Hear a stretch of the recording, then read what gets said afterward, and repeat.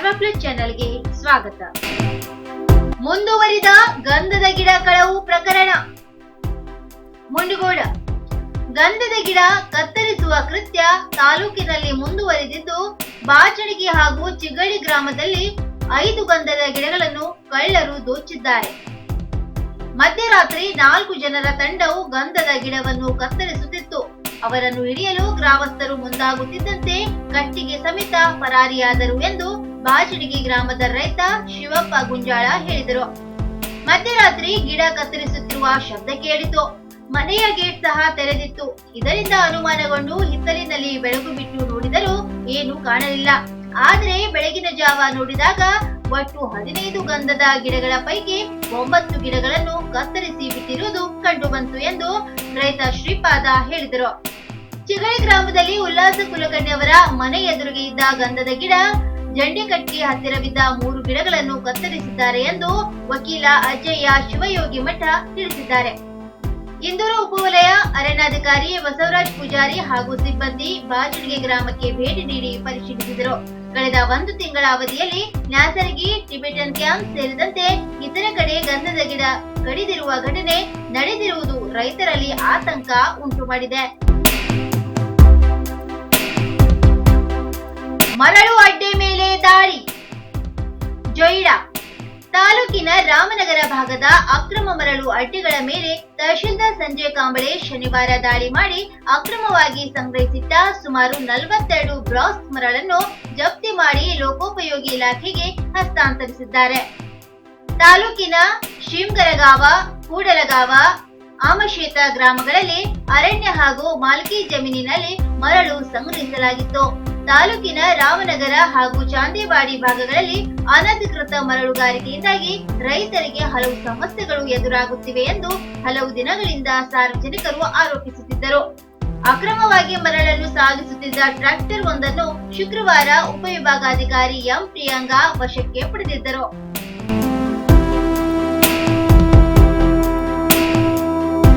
ಯುವ ಕೃಷಿಕ ವೀರೇಶ್ ನಾಯ್ಕ್ಗೆ ಪರಿವರ್ತನಾ ಶ್ರೀ ಪ್ರಶಸ್ತಿ ಪ್ರದಾನ. ಕಾರವಾರ ಯುವ ಕೃಷಿಕ ವೀರೇಶ್ ನಾಯ್ಕ್ ಅವರಿಗೆ ಬ್ರಹ್ಮಶ್ರೀ ನಾರಾಯಣ ಗುರುಧರ್ಮ ಪರಿಪಾಲನಾ ಸಂಘದಿಂದ ರಾಜ್ಯ ಮಟ್ಟದ ಪರಿವರ್ತನಾ ಶ್ರೀ ಪ್ರಶಸ್ತಿ ಈಚೆಗೆ ಪ್ರದಾನ ಮಾಡಲಾಯಿತು. ಅಂಕುಲದವರಾದ ಅವರು MBA ಪದವೀಧರ. ಹಳಿಯಾಳ, ಜೊಯ್ಡಾ ಹಾಗೂ ಧಾರವಾಡ ಭಾಗಗಳಲ್ಲಿ ಇಸ್ರೇಲ್ ಮಾದರಿಯಲ್ಲಿ ಕೃಷಿ ಮಾಡುತ್ತಿದ್ದಾರೆ. ಅವರಿಗೆ ಹುಬ್ಬಳ್ಳಿಯ ವಿದ್ಯಾನಗರ ಶಿರೂರು ಪಾರ್ಕ್ನ ಅಯ್ಯಪ್ಪ ಮಂದಿರದಲ್ಲಿ ನಡೆದ ಸರಳ ಕಾರ್ಯಕ್ರಮದಲ್ಲಿ ಪ್ರಶಸ್ತಿ ಪ್ರದಾನ ಮಾಡಲಾಯಿತು. ಪ್ರಶಸ್ತಿಗೆ ರಾಜ್ಯಾದ್ಯಂತ 8 ಮಂದಿಯನ್ನು ಆಯ್ಕೆ ಮಾಡಲಾಗಿತ್ತು. BSNDPಯ ಅಧ್ಯಕ್ಷೆ ಸೈದಪ್ಪ ಗುತ್ತೇದಾರ್, ಧಾರವಾಡ ಡಿವೈಎಸ್ಪಿ ರವಿ ನಾಯ್ಕ್, ಹಾವೇರಿ ಡಿವೈಎಸ್ಪಿ ವಿನೋದ್ ಮುಕ್ತೇದಾರ್, ಪ್ರಮುಖರಾದ TD ನಾಯ್ಕ್, ಚಂದ್ರಶೇಖರ್ ಡಬಲಗಿ, ಆನಂದ ಪೂಜಾರಿ, ಹುಬ್ಬಳ್ಳಿ ಧಾರವಾಡ ನಾಮದಾರಿ ಬಿಲ್ಲವ, ಇಡಿಗ ಸಮಾಜದ DN ನಾಯ್ಕ್, ವಿವೇಕ ಪೂಜಾರಿ ಇದ್ದರು. ತಾಲೂಕು ಮಟ್ಟದ ಅಧಿಕಾರಿಗಳೊಂದಿಗೆ ಸಭೆಯಲ್ಲಿ ಜಿಲ್ಲಾಧಿಕಾರಿ ಕಟ್ಟುನಿಟ್ಟಿನ ಸೂಚನೆ. ಮುಖಗದ್ದು ಧರಿಸದಿದ್ದರೆ ಹಳ್ಳಿಯಲ್ಲೂ ದಂಡ. ಕಾರವಾರ ಗ್ರಾಮೀಣ ಪ್ರದೇಶದಲ್ಲಿ ಕೂಡ ಜನ ಗುಂಪಾಗಿ ಸೇರುವ ಸ್ಥಳಗಳಲ್ಲಿ ಮುಖಗಸು ಧರಿಸದಿದ್ದರೆ ದಂಡ ವಿಧಿಸಬೇಕು ಎಂದು ಜಿಲ್ಲಾಧಿಕಾರಿ ಡಾಕ್ಟರ್ ಕೆ ಹರೀಶ್ ಕುಮಾರ್ ಅಧಿಕಾರಿಗಳಿಗೆ ಸೂಚಿಸಿದರು. ಜಿಲ್ಲೆಯ ಎಲ್ಲ ಉಪವಿಭಾಗಾಧಿಕಾರಿಗಳು, ತಹಶೀಲ್ದಾರರು, ತಾಲೂಕು ಆರೋಗ್ಯಾಧಿಕಾರಿಗಳು ಮತ್ತು ಸ್ಥಳೀಯ ಸಂಸ್ಥೆಗಳ ಅಧಿಕಾರಿಗಳ ಜೊತೆ ಅವರು ವಿಡಿಯೋ ಸಂವಾದ ನಡೆಸಿದರು. ನಗರ ಪ್ರದೇಶದಲ್ಲಿ ಸಾರ್ವಜನಿಕರು ಮುಖಗಸು ಧರಿಸುವುದನ್ನು ಈಗಾಗಲೇ ಕಡ್ಡಾಯ ಮಾಡಲಾಗಿದೆ. ಅದೇ ರೀತಿ ಗ್ರಾಮ ಪಂಚಾಯತಿಗಳ ಮಟ್ಟದಲ್ಲೂ ಕ್ರಮ ಕೈಗೊಳ್ಳಬೇಕು. ಪರಸ್ಪರ ಅಂತರ ಕಾಯ್ದುಕೊಳ್ಳುವುದು ಕಷ್ಟವಾಗಬಹುದು, ಆದರೆ ಮುಖಗಸು ಧರಿಸುವುದು ಸುಲಭ ಉಪಾಯ. ಇದರ ಬಗ್ಗೆ ಸಾರ್ವಜನಿಕರಿಗೆ ಜಾಗೃತಿ ಮೂಡಿಸಬೇಕು. ನಿಯಮ ಮೀರಿದವರಿಗೆ ದಂಡ ವಿಧಿಸಬೇಕು ಎಂದು ಅವರು ಹೇಳಿದರು. ಕರಾವಳಿಯಲ್ಲಿ ಮತ್ತೆ ಮಳೆ ಎಚ್ಚರಿಕೆ. ಕಾರವಾರ ಉತ್ತರ ಕನ್ನಡ ಜಿಲ್ಲೆ ಸೇರಿ ರಾಜ್ಯದ ಕರಾವಳಿಯಲ್ಲಿ ಮತ್ತೆ ಗುಡುಗು ಸಹಿತ ಮಳೆ ಬೀಳುವ ಸಾಧ್ಯತೆ ಇದೆ ಎಂದು ಹವಾಮಾನ ಇಲಾಖೆ ತಿಳಿಸಿದೆ. ಕರಾವಳಿ ಜೊತೆಗೆ ಮಲೆನಾಡು ಜಿಲ್ಲೆಗಳಲ್ಲಿಯೂ ವ್ಯಾಪಕವಾಗಿ ಮಳೆ ಬೀಳಲಿದೆ. ಕೆಲ ಪ್ರದೇಶಗಳಂತೂ ಅಧಿಕದಿಂದ ಅತ್ಯಧಿಕ ಮಳೆ ಬೀಳಲಿದ್ದು, ಉತ್ತರ ಒಳನಾಡು ಜಿಲ್ಲೆಗಳಲ್ಲಿ ಗುಡುಗು ಸಹಿತ ವ್ಯಾಪಕವಾಗಿ ಮಳೆ ಸುರಿಯಲಿದೆ. ಅಲ್ಲಲ್ಲಿ ಸಾಧಾರಣವಾಗಿಯೂ ಮಳೆ ಬೀಳಲಿದೆ. ಸೆಪ್ಟೆಂಬರ್ 20ರವರೆಗೆ ಇದೇ ರೀತಿಯ ಮಳೆ ವಾತಾವರಣ ಇರಲಿದೆ ಎಂದು ಕರ್ನಾಟಕ ರಾಜ್ಯ ರಾಷ್ಟ್ರೀಯ ವಿಪತ್ತು ಮೇಲ್ವಿಚಾರಣಾ ಕೇಂದ್ರ ಈ ಸೂಚನೆ ನೀಡಿದೆ. ಅಲ್ಲದೆ ಅರಬ್ಬಿ ಸಮುದ್ರದಲ್ಲಿಯೂ ವಾತಾವರಣದಲ್ಲಿ ವ್ಯತ್ಯಾಸವಾಗುವುದರಿಂದ ಗಾಳಿಯ ವೇಗ ಹೆಚ್ಚಿರಲಿದೆ. ಕೆಲ ದಿನಗಳ ಮಟ್ಟಿಗೆ ಅಲ್ಲಲ್ಲಿ ಈ ರೀತಿಯ ವಾತಾವರಣ ಕಾಣಿಸಲಿದೆ ಎಂದು ಹವಾಮಾನ ತಜ್ಞರು ಅಂದಾಜಿಸಿದ್ದಾರೆ. ಪ್ರಾಣಿ ಪಕ್ಷಿಗಳ ಜೀವ ಉಳಿಸಲು ನೆರವು ಕೋರಿಕೆ. ಶಿರಸಿ ಅನಾರೋಗ್ಯ ಪೀಡಿತ ಪ್ರಾಣಿ ಪಕ್ಷಿಗಳ ಪುನರ್ವಸತಿಗಾಗಿ ಇಲ್ಲಿನ ಪದ್ಮಸೇವಾ ಟ್ರಸ್ಟ್ ಆರಂಭಿಸಿದ್ದ ಅಮೇಜಿಂಗ್ ಪ್ಯಾಟ್ ಪ್ಲಾನೆಟ್ ಇದೀಗ ನೋಡುಗರಿಲ್ಲದೆ ಸೊರಗುತ್ತಿದೆ. ಹೀಗಾಗಿ ಇಲ್ಲಿನ ಜೀವಿಗಳು ಆಹಾರಕ್ಕೂ ಪರದಾಡುವಂತಾಗಿದೆ ಎಂದು ಪ್ಲಾನೆಟ್ ಮುಖ್ಯಸ್ಥ ರಾಜೇಂದ್ರ ಶಿರಸಿಕರ್ ಹೇಳಿದರು.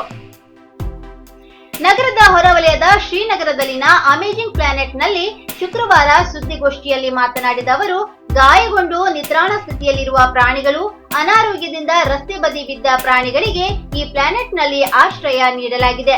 5 ವರ್ಷಗಳ ಪ್ರಯತ್ನದ ಫಲವಾಗಿ ಪ್ಲಾನೆಟ್ ಹಲವು ಜೀವ ವೈವಿಧ್ಯಗಳ ತಾಣವಾಗಿದೆ. ಆದರೆ ಕರೋನಾ ಕಾರಣಕ್ಕೆ ನೋಡುಗರು ಇತ್ತ ಸುಳಿಯುತ್ತಿಲ್ಲ. ಹೀಗಾಗಿ ಆದಾಯವಿಲ್ಲದೆ ಸಾಕು ಪ್ರಾಣಿ ಪಕ್ಷಿಗಳ ಆಹಾರಕ್ಕೆ ಸಮಸ್ಯೆಯಾಗುತ್ತಿದೆ. ಕುದುರೆ, ಆಡು, ಗಿಳಿ, ಕೋಳಿ, ಮೊಲ ಸೇರಿದಂತೆ ಹಲವು ಜೀವಿಗಳು ಚಿಕಿತ್ಸೆ ಪಡೆಯುತ್ತಿವೆ. ಹಲವು ಪ್ರಾಣಿ ಪಕ್ಷಿಗಳನ್ನು ಹೊರ ರಾಜ್ಯ ವಿದೇಶಗಳಿಂದಲೂ ತರಲಾಗಿದೆ.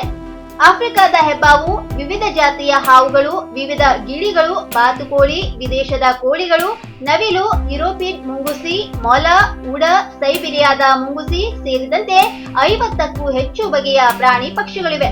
ಇವೆಲ್ಲವೂ ಆಹಾರಕ್ಕಾಗಿ ಪರದಾಡುವಂತಾಗಿದೆ. ನಿತ್ಯ 3,000 ರೂಪಾಯಿಗೂ ಅಧಿಕ ವೆಚ್ಚವಾಗುತ್ತಿದ್ದು, ದಾನಿಗಳು ಸಹಕಾರ ನೀಡುವ ಅನಿವಾರ್ಯತೆ ಇದೆ ಎಂದರು. ಸಹಕಾರ ನೀಡುವವರು Padmaseva trust account number 61910101005012 IFC code UBINO 561908 union bank of India ಶಿರಸಿಗೆ ಹಣ ಜಮಾ ಮಾಡಬಹುದು.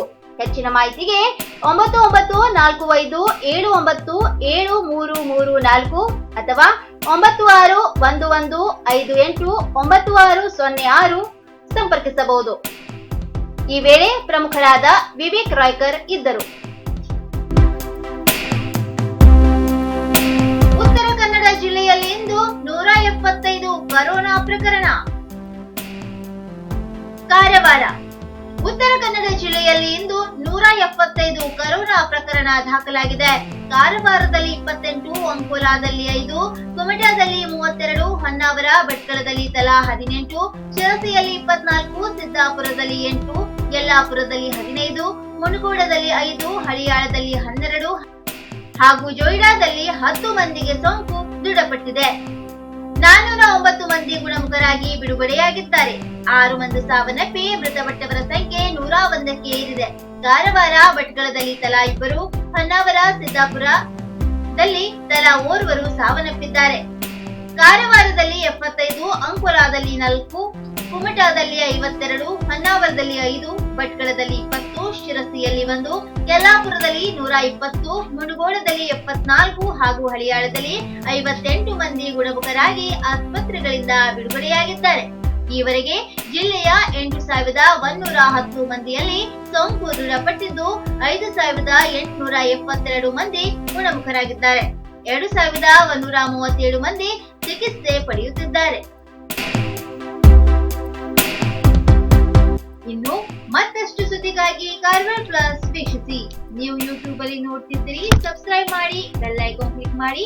ಫೇಸ್ಬುಕ್ ಪೇಜ್ ಅಲ್ಲಿ ನೋಡ್ತಿದ್ದೀರಿ, ಫಾಲೋ ಮಾಡಿ. ಧನ್ಯವಾದಗಳು.